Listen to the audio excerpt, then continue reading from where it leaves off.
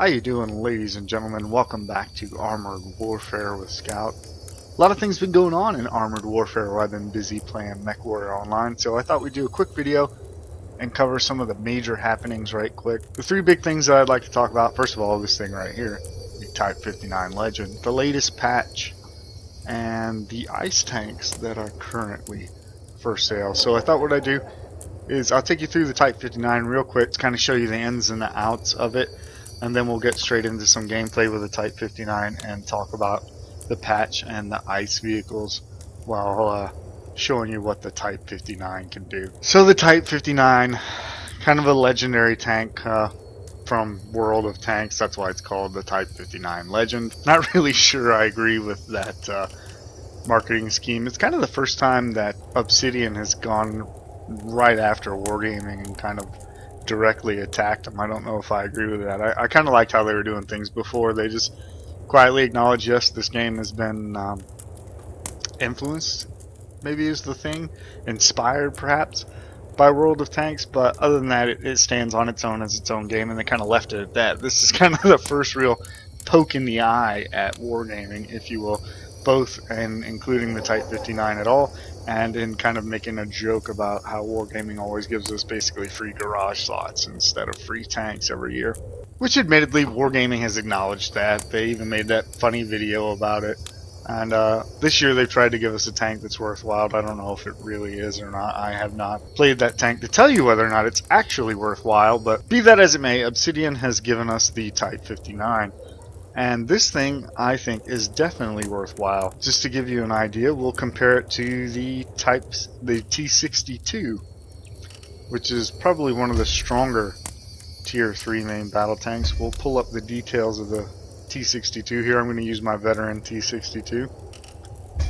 And we'll pull up the details of the Type 59 Legend, and I'll show you side by side how they stack up. Now you'll see right away that the Type 59 Legend, if I can get everything lined up here right, allegedly has higher damage per minute, but keep in mind that this is using its heat rounds, which do the most damage. Kind of weird that it loads them by default instead of the armor piercing. If you take a look at the Type 59's armor piercing rounds, it does have more penetration, 195 millimeters, but it only does 223 points of damage instead of 278. That's worth noting, because you'll see the heat rounds that are loaded by default here only have 172 millimeters of penetration. So you may run into some problems trying to use those at the front of other Tier 3 and certainly Tier 4 main battle tanks.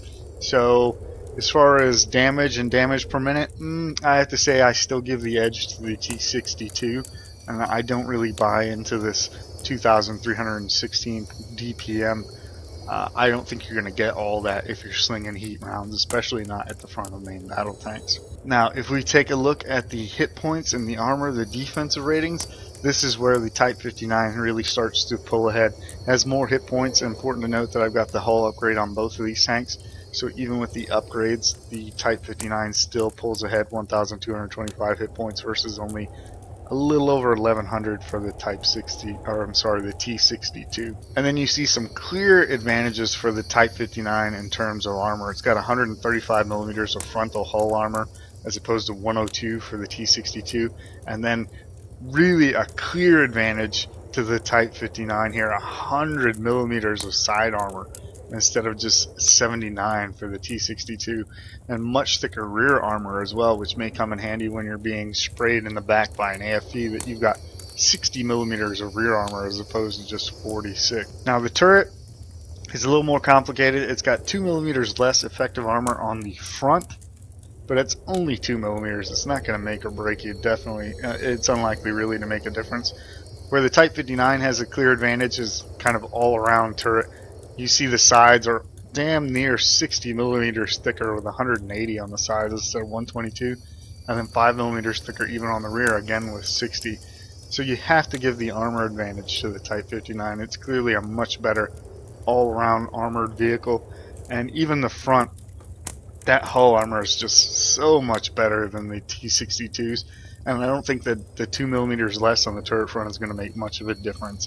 If you've ever tried shooting the front of a T-62's turret, you know that that's not going to work out very well for you, and I don't think it's going to work out any well when you're shooting at the front of the Type 59's turret. So if pure kind of damage goes to the T-62, then I think you have to give the advantage in defense to the Type 59. Looking at mobility, the max speed on both vehicles is the same, but you can see 0 to 32 kilometers per hour. The Type 59 again definitely has an advantage, accelerating 32 kilometers per hour, almost a second faster than the T-62.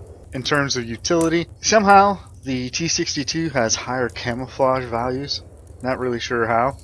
And the view range are exactly the same, so I guess you could say advantage T-62 there, but I really, in main battle tank category and with such low camouflage modifiers, I really don't think that counts. And then if we look at targeting, unsurprisingly, they both have 6 degrees depression, 4 degrees elevation.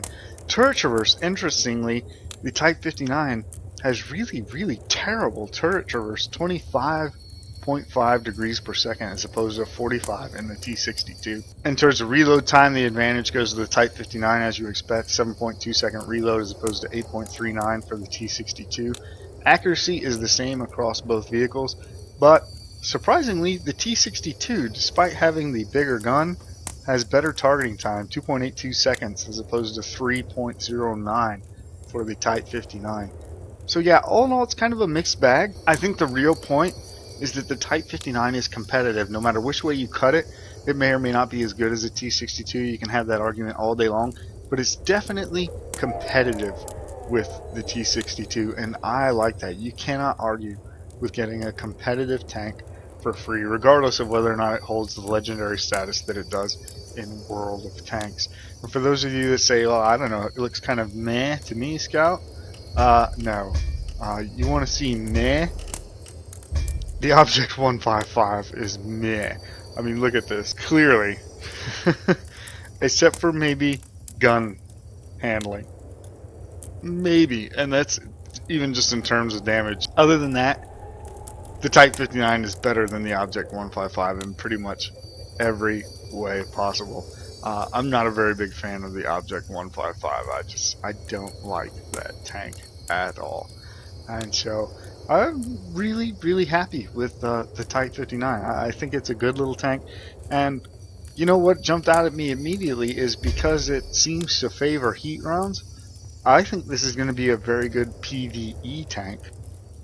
Not real sure how it'll work out in PvP. Haven't tried it yet because it's kind of I guess you would say lackluster AP rounds, but heat always does well in PvE because there tend to be more armored fighting vehicles and lightly armored vehicles in PvE than PvP. So let's take this thing out into PvP, or I'm sorry, PvE, and see how it does. So here we go with our first PvE mission in the Type 59. Two other things that I wanted to talk about. Thing one being the latest patch. Now, the latest patch is, I think really it's kind of PvE oriented actually. It's supposed to bring kind of, well, how would you call it, I guess, quality of life improvements to PvE, improve the behavior of the AI, make some real adjustments to spawning so it's not so predictable and in the same spots you can't. So it's supposed to address your ability to ambush the bots, the AI, as they spawn, and then some kind of behavioral adjustments, adjusting how they target, trying to keep them from focusing players, improvements to the behavior of high explosive rounds. You guys, if you've played PvE at all, you know that previously the bots would kind of hammer you with HE rounds, even if you were a main battle tank, and you could lose your tank just to massive HE hits, which was kind of annoying. Realistic gunnery, that was another thing. The AI did not miss very often, even if you were hull down behind a rock with some good cover, as you see the bad aim time of the Type 59 there. But even if you were hull down behind some cover, the AI tended to hit you more often than not, and all of that is supposed to have been addressed in the last patch, really patch or two here in Armored Warfare. What do I think of those efforts? Honestly, I think it's kind of a mixed bag. Now, these are post-patch matches that you're seeing here, and what you're going to notice is that it doesn't really look a great deal different than pre-patch PvE. You still kind of know where the AI is going to spawn. It's not a real surprise. The spots are still very similar. They still kind of appear in front of you from time to time instead of driving on. And in that regard, I don't know that the patch has been a wild success. In other areas, though, I think there's been a little bit more success. Behaviorally, I think the AI is a little bit improved. It still does wonky things, drives into hills and all that. You know, that kind of pathing crap's gonna happen, but I guess what I'm trying to say is that it definitely doesn't like single you out, I'm trying to say, as much as it used to. If you played PvE and Armored Warfare, you know that from time to time the AI it seemed like it would single out one player and kind of go after them. Ears back, charge in, teeth showing, and it was kind of silly. If you were that one player, you just backed off and you could pull the AI into all kinds of bad situations. It does seem to have gotten over that a little bit, but you still get wonky things like this Bagel Panzer here. I don't know what this thing was doing. But anyway, the unreasonable aggression does seem a little bit toned down. It's also nice that you I don't want to say you can't, I almost said you can't. It doesn't happen anymore, but you don't as often, anywhere near as often, take massive HE hits. At least not down here at the lower tiers. I've taken hundreds of hits, literally. I think I had a game where I took 106 hits in a Type 59, and you don't as often get picked apart by random HE spam anymore, and that's really, really nice. It's nice to be able to feel like your main battle tank is an actual main battle tank. Additionally, it's nice that taking cover now works. Hell, you could be sitting out in the open, and periodically, if the AI is moving, they will miss you if they're at medium to longish range. So all in all, there has been some success. I still don't think PvE is quite where they would like it to be, but it's definitely fun to play. I'm definitely enjoying it, and for the most part, kind of other than the spawning issue we talked about, I think the patches have been reasonably successful, and by and large PvE has been improved. So thing 2 we wanted to talk about in this video, the ICE vehicle sale. If you're unfamiliar, Obsidian is currently selling a package of vehicles called the ICE vehicles because they have cool kind of a winter paint job.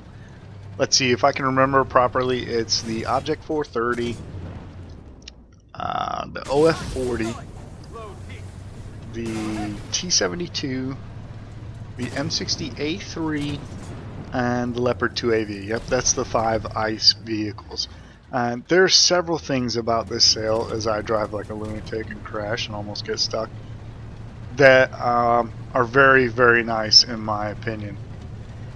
First thing I really liked about this sale, the Object 430. If you're like me and somehow you missed the Object 430 the first time around, this is your chance to pick up the Object 430.